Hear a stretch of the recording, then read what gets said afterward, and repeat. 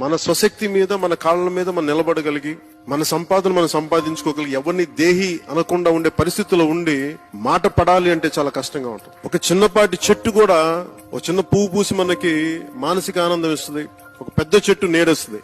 కానీ మనిషే స్వార్థంగా ఏ పని చేయడు, ఎందుకంటే తన కోసం బతికేవాడు మనిషి. మన స్వశక్తి మీద మన కాళ్ళ మీద మనం నిలబడగలిగి మన సంపాదన మనం సంపాదించుకోగలిగి ఎవరిని దేహి అనకుండా ఉండే పరిస్థితుల్లో ఉండి మాట పడాలి అంటే చాలా కష్టంగా ఉంటుంది. ఒక చిన్నపాటి చెట్టు కూడా ఒక చిన్న పువ్వు పూసి మనకి మానసిక ఆనందం ఇస్తుంది, ఒక పెద్ద చెట్టు నీడేస్తుంది. కానీ మనిషే స్వార్థంగా ఏ పని చేయడు, ఎందుకంటే తన కోసం బతికేవాడు మనిషి.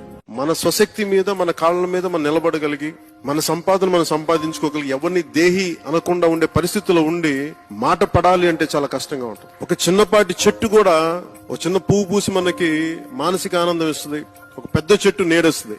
కానీ మనిషే స్వార్థంగా ఏ పని చేయడు, ఎందుకంటే తన కోసం బతికేవాడు మనిషి. మన స్వశక్తి మీద